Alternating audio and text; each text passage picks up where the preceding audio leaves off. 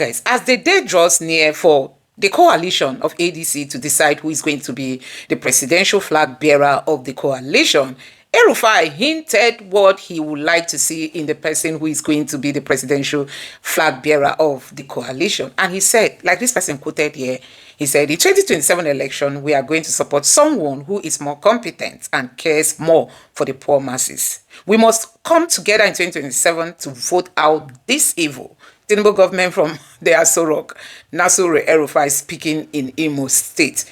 So Nasiru El-Rufai is saying he's going to support anybody whom is deemed more competent and also has this feeling for the poor masses. And Nigerians are believing that, see, whether you like it or not, it is no longer a secret that El-Rufai is tilting towards Peter Obi. He was actually invited by Peter Obi to come, talk to the Catholic community in Imo State because they had like a program. So El-Rufai was invited, and all this was happening because of the person of Peter Obi. So it is no longer a secret that El-Rufai is tilting towards Peter Obi. Don't forget that El-Rufai is a strong supporter of a southern candidate.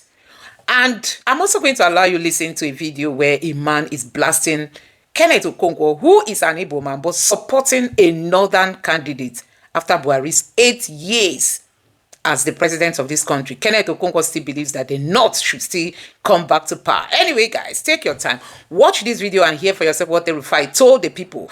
And Nigerians are believing that El-Rufai is really going to support Peter Obi's candidacy. We can't wait to see the ADC, handing this presidential ticket to Peter Obi. And let's see why Tinubu will not leave Aso Rock come 2027. Now, take your time. Watch what El-Rufai said. And you're also going to listen to the man who blasted Kenneth Okonkwo for coming out to make some statements he made during the interview session he recently had on Channels Television. Let me know your thoughts in the comment section below. Please don't forget to subscribe and turn on the bell notification. Now take a look. And the leader of this wonderful and brilliant party, the one and only Malam Nasiru El-Rufai. Thank you so much, sir. Thank you very much. Please be seated, ladies and gentlemen. Progress! Action! Progress! Action! Mr. Chairman, that you have bestowed on me by inviting me to this conference, to Imo State, and to this occasion. I am very, very grateful to the national leadership of the party for organizing this conference and inviting these very distinguished keynote speakers. We flew in this afternoon. Our flight was a little delayed, and we had to go pay our respects to the Eze of Nekede. That's why we're delayed. I want to apologize for keeping all of you waiting. Now, having said that, I just want to make 2 or 3 points. First, we all know that Nigeria is in grave danger. And we know that we've witnessed governments, we've seen them perform, we've seen them not perform. We've seen our situation as a country sometimes improving, sometimes not improving. But in the 65 years I have lived in Nigeria, which is post-independence Nigeria, there has never been a government that within 12 months has shown it did not come to work for the people, but for themselves. Within 24 months, this government, this APC government, has thrown 30 million more Nigerians into poverty. Each and every person that lives in Nigeria, whether you're rich or poor, know the difference between life on 29th May 2023 and life in September 2025. So what I'm, ladies and gentlemen, my colleagues in the SDP, is that Nigeria is going down and down. It has never been this bad in my 65 years of being alive in this country. But this is not a conference of lamentations. This is a conference about the future. Our future is in our hands. We must register to vote. We must get everyone that is 16, 17 years of age now and above to register to vote. Because by 2027, they will be 18. Imo State, and indeed the entire Southeast, is lagging behind in the continuous voter registration exercise. This is not acceptable. The only power you have is your vote. It's the only thing you can use to kick out this government and replace it with something better. So I appeal to all of you here, you're all leaders in your own right, to please go back to your communities, to your villages, to your organizations, and encourage every adult to register to vote. That's the first step. The second step, of course, is to come out to vote on election day and vote against the APC. Number two, as you are aware, we have adopted a party for the coalition, the African Democratic Congress, the ADC. So why am I here speaking to SDP chieftains? I'm here to tell you that the adoption of the ADC is the first step. There are further steps where other opposition parties like the SDP, the NNPP, even the PDP or whatever is left of it, will join this coalition. This is a coalition to save Nigeria. To save Nigeria from extremely bad governance. A government of cronies that we have never seen in our history. And we must all come together. We must have an open mind of coming together, putting all our capabilities together and confront the evil that is in the villa. We must do it with single-minded focus, and we must put all our differences aside and ensure that this is done. The third point I want to make is that post-2027,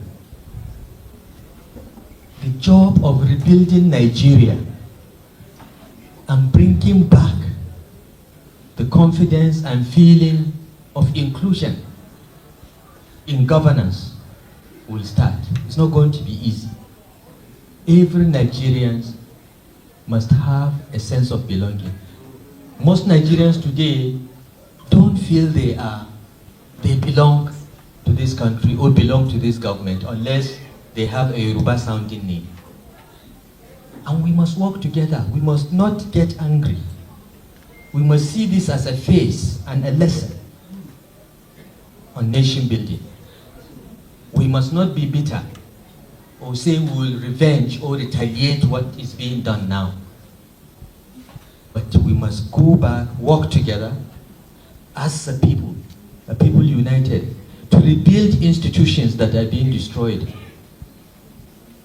to appoint people to positions on merit, and to ensure that election time we stand up to protect our votes and not to be intimidated by anyone, whether it is police, the military, or INEC.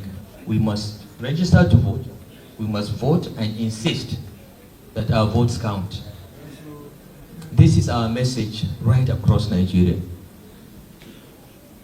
I've been going around the country. I've been speaking to many people like you with this same message. For me, it does not matter who is the next president of Nigeria. But I want to see somebody who is competent and who cares about lifting the poorest of us.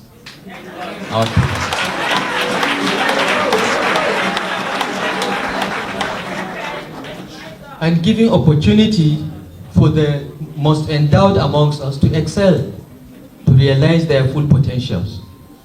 Government should be an enabler,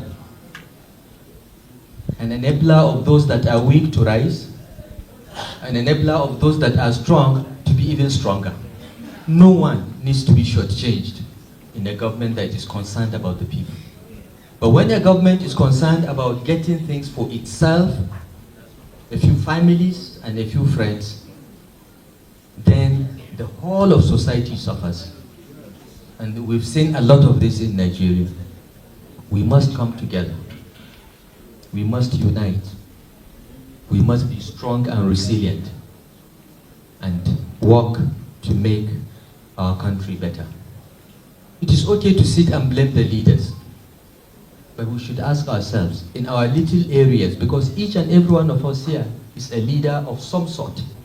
You may just be the leader of your family or the leader of a group of friends. You may be a follower to the governor of Imo State, but in your family, in your schools, in your circle of friends and social interactions, you are a leader too. How have you led people? Have you led with integrity? Have you led by example? Because unless you lead by example, you make those that are below you even more cynical. This government has said it is undertaking fundamental reforms. And we agree with some of the reforms. But leaders should lead by example. You can't ask us to tighten our belts while you are buying a new plane and a brand new car for yourself.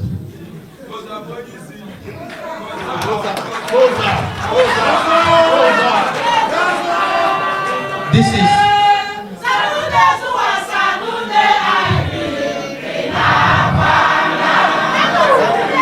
Latvia. Seriously, this is what I mean when I say lead by example. Because the people that you lead are looking up to you to see whether when you ask them to sacrifice, you are also making a bigger sacrifice. When you ask them to walk, you are running. That's why you're a leader. And when people don't see that, they get cynical, they begin to distrust leaders, and this is what has happened to Nigeria. But I'm appealing to you, my friends, my colleagues, members of the SDP, that we should never, never, ever lose hope. This country is not a geographical expression. It is a creation of God. And we lost 2 million lives to keep this country the way it is. It is too late for us to go back and bring those 2 million lives. But what we can do is to make Nigeria the China of Africa, and we can do it. We can do it, and by the grace of God, we will do it. All we need is leadership that leads by example, that treats every Nigerian equally, that focuses on getting people based strictly on merit while reflecting our diversity. It is not difficult, it can be done. And by the grace of God, working together, all of us, we will achieve it. I thank you once again for inviting me to this conference and to Imo State. And I'm sorry if I've spoken too much and with too much emotion. But thank you. But I have only one passport, my Nigerian passport. And I'm not going anywhere until I see this country improve. Thank you and God bless. Lawyer Kenneth Okonkwo has just been interviewed earlier today, and he said some scary things in the interview, including that the African Democratic Congress is unrepentant. Unrepentant is my own expression of what he said, but a true reflection of what he said, that the ADC still keeps its presidential ticket open to anybody. favored by the majority of the members of the convention of the ADC, African Democratic Congress. So, meaning that Atiku Abubakar, for whom the likes of Kenneth Okonkwo, Dele Momodu, and the rest of them are suspected to be working for, is still bent on contesting for the 2027 presidential election, spelling the doom that will befall the ADC. Because lawyer Okonkwo said in that video that he cannot speak for Peter Obi because he does not know the opinions of Peter Obi on national issues. Unfortunately, the national issues were not mentioned. And so one would want to put this as a challenge to our news gatherers, the media houses and the institutions, to raise critical national issues and hear out the opinions of the presidential aspirants, not only of the ADC. Well, but I agree with Kenneth Okonkwo that about the only opposition political party that is surviving now may be the ADC. The PDP is in total chaos and disarray. That cannot be denied by anybody. As for President Bola Ahmed Tinubu, nobody needs to interview him on his opinions or positions on national issues. We have seen what he represents: total corruption, epitomized in the declaration that the non-existent fuel subsidy is gone, all other subsidies are gone, and they claim to be transferring funds to indigent households rather than funding education and making Nigerians to enjoy electricity. So his own position, then of course, he has continued the war against the Boko Haram Muslim community, perpetuating herdsmen terrorism. And because of his economic policies, leading to worsening mass abject poverty, armed banditry has continued alongside terrorist activities. So Tinubu has nothing to offer. He's not ready to address any of the problems that he inherited: war against Boko Haram Muslim community, herdsmen terrorism, corruption. He's perpetuating the three of them. In case of corruption, certainly worse than ever before. To say fuel subsidy is gone, all other subsidies are gone, and even when workers ask for emoluments, you say you will create loan for them, even as you yourself seek Nigeria in loans, despite all subsidies being gone. So nobody needs to interview Tinubu, but the likes of Peter Obi, going by what Kenneth Okonkwo said, that cannot be denied, that he doesn't know Peter Obi's opinions on Nigeria's national issues. Well, that's quite interesting, and I hope that our media people will take note of that and begin to sound out Peter Obi. As for Kenneth Okonkwo, he's already biased. Saying that the presidential ticket of the ADC is open to North and South. and nobody is fooled that it's like are working for Atiku Abubakar. There's no doubt to that effect, because we don't know any other Northerner that is as desperate as Atiku Abubakar, who has been desperate to be Nigeria's president since 2007 and still active and bent on becoming Nigeria's president, no matter whose source is God,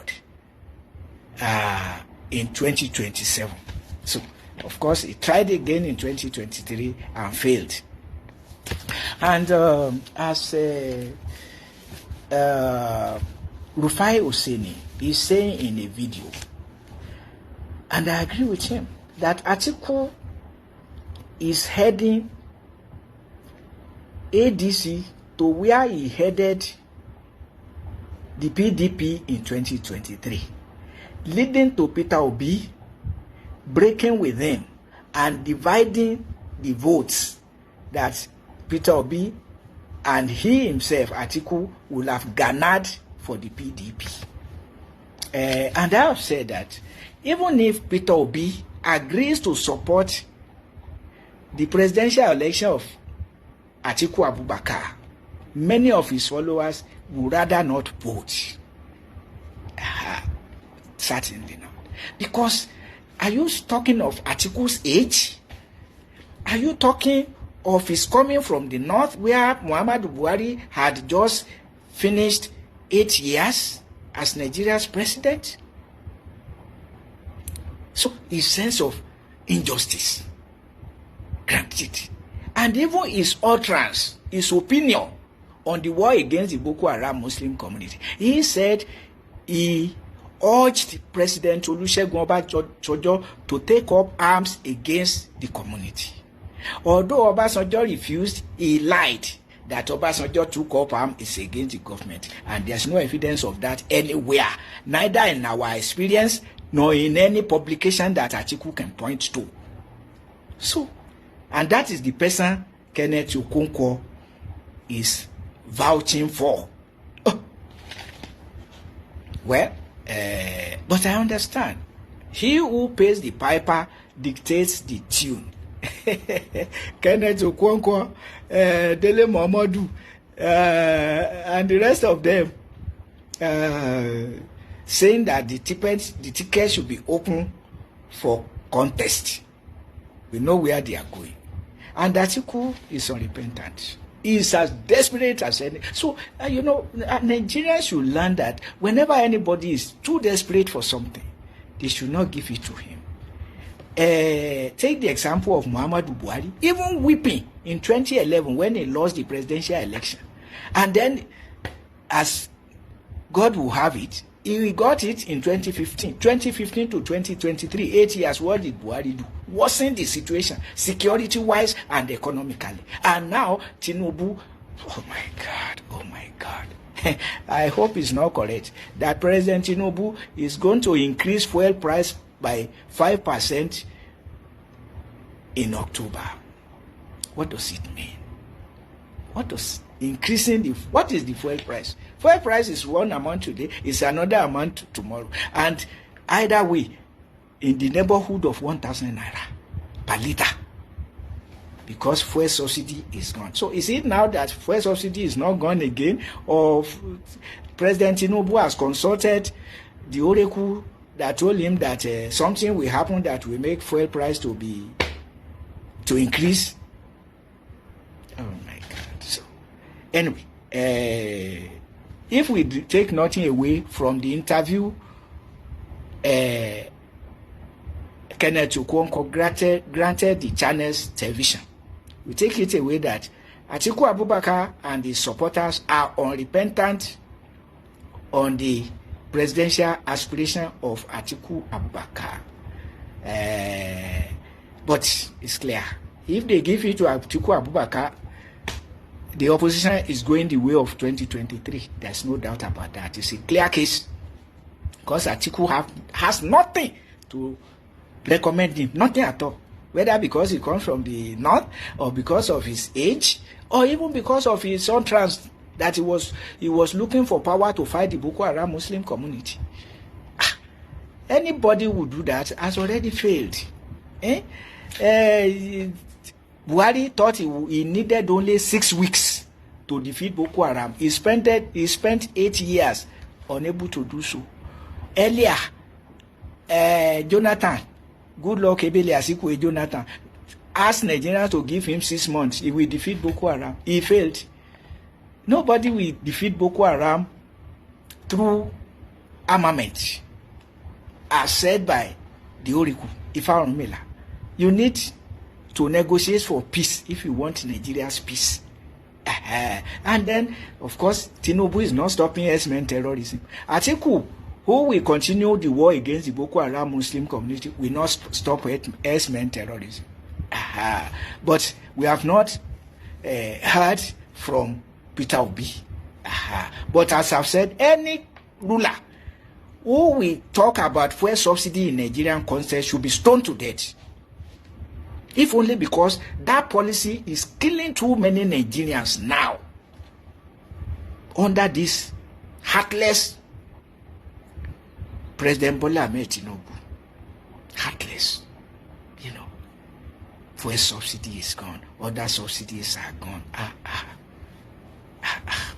So, well, there's the unfortunate latest as of today that ADC owners, because if you say Atiku Abubakar is not the owner of the ADC, you are fooling yourself, have not repented, or the owner, the landlord of the ADC, Atiku Abubakar, of course, he said it last week or so that he wants to become Nigeria's president by all means because he is the only person who can fix Nigeria. And I say, so even if you die, Nigeria will die. So that's the type of mentality Kenneth Okonkwo is drumming support for. But as I said, he who pays the piper dictates the tune. As long as Atiku Abubakar is fulfilling his obligation to the piper will continue to beat the drum to his tune. But for the rest of Nigerians, PDP is inviting Peter Obi, and if PDP is stable and in good standing with the Independent National Electoral Commission, even if he will divide the votes of the ADC, let him do so. Well-meaning Nigerians will side with them. Because one thing I see, despite the crisis of the PDP, there are some people really committed to the cause of the party. And I believe that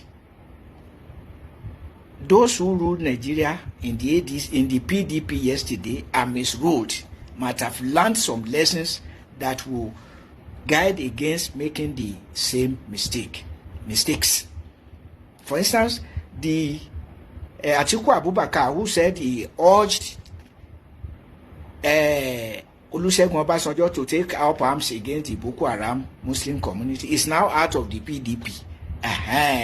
Let Peter Obi stake it. Take PDP. But going with ADC will make him to lose too many of his supporters who may not even vote, because voting for Atiku Abubakar, what is the difference between the desperation of Atiku Abubakar and the desperation of Bola Ahmed Tinubu? What is the difference? So I'm quickly going to take you through some of the reactions here on the social media. But guess what? See, Peter Obi candidacy is going to be of a great advantage to Nigeria as a people. I mean, Peter Obi becoming the president of Nigeria. Number one, you won't see any corruption. Number two, you see all this romance with bandits and all kinds of people, you will hardly see it. I'm telling you, with Peter Obi on the ballots, things are going to change. Even the Tinubu himself, that is why they are saying that, they are trying to corrupt all the political parties. You must have heard what, what's it called again? I've forgotten. The governorship candidate for the former Labour Party governorship candidate in Lagos State. You must have heard what he went through at the hands of the Nigerian police, the people who are meant to protect and make sure that we all are unified. But guess what? They are the ones that came out to do all kinds of things that they did, you know. So I'm just going to allow you listen to some of the reactions happening on the social media. Honestly, it's really, really so sad that we are here as a people. Let me take you quickly through some of the reactions here on the social media as regards to what is currently happening now in Nigeria. So, like this one, the former governorship candidate of the Labour Party, Elrufai, was on Arise TV, and he said Elrufai has warned APC and the police that Nigeria will resist intimidation, insisting there is no monopoly of violence. There is no monopoly of violence. So let's take some of this thing. Like somebody here said, when law enforcement aligns with Turkey, does it not blur the lines? Does it not blur the line between protector and oppressor? That's what this person said. And another person here said, in short, it's really so sad that this election, hey, it's going to be war. And you can imagine if ADC finally gives Peter Obi the presidential ticket, and then Tinubu will know that it's over for him. So they might just resort to what we are seeing.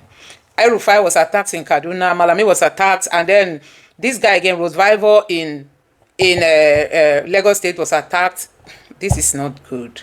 Now, let's take a look at this reaction. This person say, this same APC did the same thing in 2023 governorship election in Lagos. Many Nigerians were fired and many incapacitated or injured, yet nobody was prosecuted. Does any Nigerian expect good governance from APC, a party in power that cannot be confident of their achievements?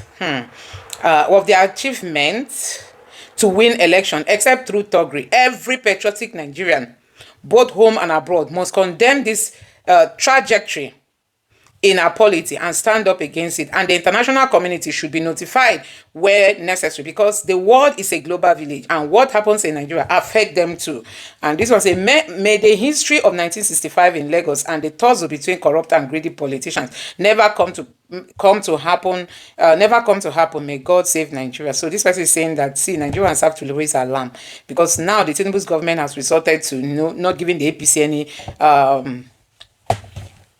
not giving the opposition any breathing space. This person said nobody holds monopoly for violence. Talks are both because there are no resistance. How many talks on a one compare to how many talks on a B compared to other allegations? On a believe say on a number plenty, e go choke on a plain empty cans make the loudest noise.